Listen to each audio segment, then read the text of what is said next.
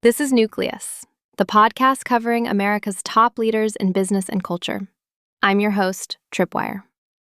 Today on our show, how Stripe wrote API documentation so compelling, so brilliantly crafted, that developers were actually reading it for fun.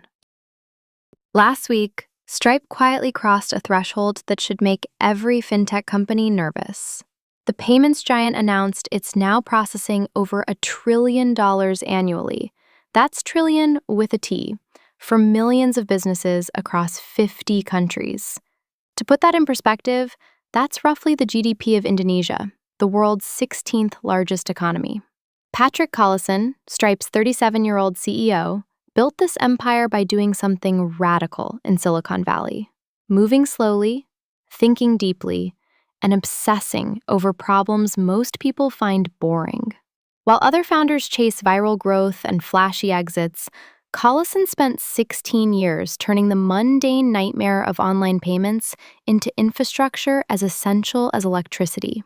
And here's the kicker: he's just getting started. Patrick Collison's origin story sounds almost too perfectly Irish to be true. Born in 1988 in Dromineer, a village of about 100 people in County Tipperary, he grew up in a household where his mom was a microbiologist and his dad was an electrical engineer. Dinner table conversations weren't about sports. They were about science, systems, and how things work. By the time Patrick was a teenager, he'd taught himself programming and was building AI projects in Lisp, which is like learning Latin when everyone else is struggling with Spanish. At 16, he won Ireland's most prestigious science competition, which got him some local fame and probably made him insufferable at parties. But here's where it gets interesting. Instead of taking the traditional path to university and a comfortable tech job, Patrick and his younger brother John decided to build something. At 17, they created their first company, an eBay-style marketplace for teenagers. Sold it for low six figures while Patrick was still in high school. Then came MIT, which Patrick attended for exactly 1 year before dropping out. Not because he was failing, because he realized the most interesting education was happening outside the classroom. He and John joined Y Combinator in 2007, barely old enough to rent a car, and built Octomatic, a tool for eBay sellers. 6 months later, they sold it for $5 million. Patrick was 19, John was 17. They were millionaires before they could legally drink in America. Most teenagers who stumble into millions would coast for a while. The Collison brothers did the opposite. They got restless.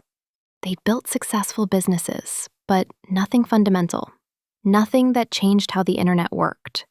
So they spent 2 years researching problems in financial infrastructure, which is possibly the least sexy research project two 20-somethings could choose.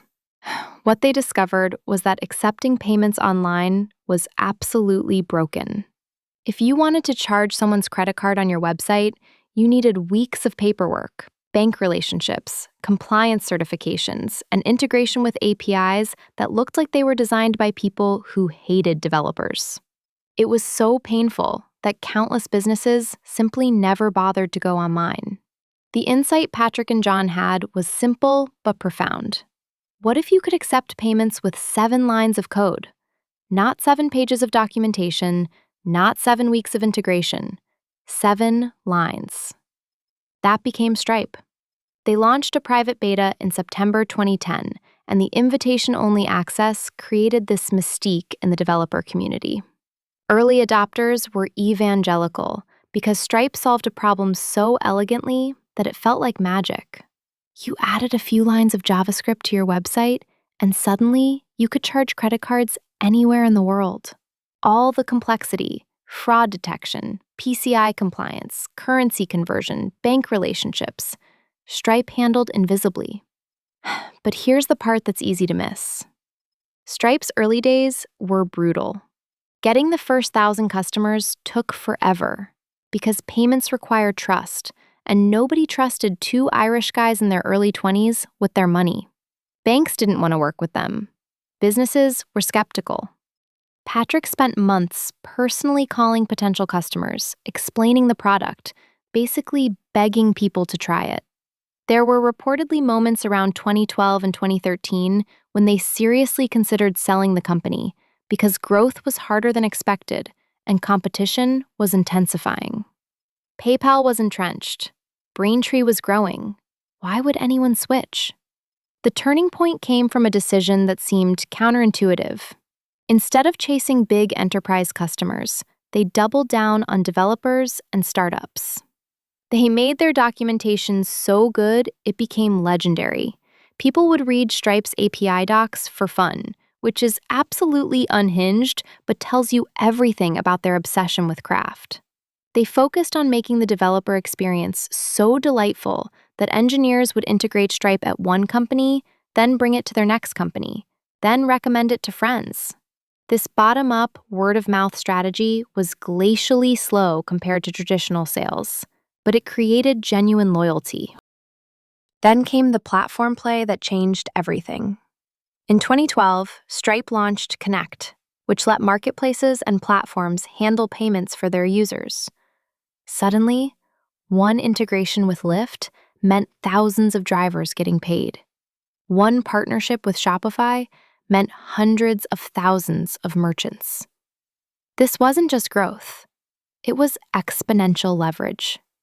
By 2015, Stripe was processing billions in payments. By 2020, hundreds of billions. Today, over $1 trillion annually. Throughout this growth, Patrick made choices that baffled Silicon Valley. When other companies were spending heavily to grab market share, Stripe expanded methodically. They'd spend a year getting regulatory approval for one country rather than launching everywhere and dealing with consequences later. When competitors were pivoting constantly, Stripe stuck with their core mission for over a decade. When the market was rewarding hypergrowth at any cost, Patrick kept emphasizing sustainable, profitable growth. In 2022, when Stripe's valuation dropped from $95 billion to $50 billion during the tech downturn, Patrick wrote a memo taking personal responsibility for overhiring and acknowledging they'd misjudged how long the boom would last. That kind of transparent, ego-free leadership is rarer than you'd think. So what can we actually learn from Patrick Collison's approach that applies beyond payments? 3 principles stand out, and they're all counterintuitive to standard startup advice. First, developer experience as strategic moat. Patrick's core insight was that in B2B, the person using your product often isn't the person buying it. At most payment companies, sales teams pitch CFOs and finance departments. Stripe pitched engineers. They realized that if you make developers love your product, they'll bring it wherever they go. This required obsessive attention to API design, documentation quality, error messages, even the aesthetics of the dashboard. It sounds superficial, but it's profound. Great tools spread through genuine enthusiasm, not sales commissions. Harvard Business Review's research on product-led growth confirms this. Companies that optimize for end-user experience rather than buyer preferences often achieve lower customer acquisition costs and higher retention. The application here is simple but hard. Identify the actual practitioner in your customer's organization and build something they'll genuinely love using, even if they're not writing the check. Second, friction removal as business strategy. Patrick frames Stripe's mission as increasing the GDP of the internet. That's not just marketing fluff. It's a framework for decision-making. Every feature, every product, every expansion gets evaluated on one question. Does this remove friction from online commerce? When they launched Atlas in 2016, helping entrepreneurs anywhere incorporate a Delaware company and start accepting payments, it wasn't because incorporation services were profitable. It was because the friction of setting up a legal entity prevented thousands of people from starting businesses. By removing that friction, they unlocked economic activity that generates payment volume for decades. This aligns with what economists call transaction cost theory. Reducing the cost of economic exchange expands the total market. The lesson for any business: stop thinking about your product as a feature set and start thinking about it as friction removal. What's the accumulated small inefficiencies in your customer's workflow that you could eliminate entirely? Because every percentage point of friction you remove unlocks activity that didn't exist before. Third, patient scaling over rapid expansion. Reid Hoffman popularized the concept of growing at maximum speed to capture winner-take-all markets. Patrick took the opposite approach. Stripe expanded to new countries methodically, spending months on regulatory approval and local partnerships, rather than launching everywhere and fixing problems later.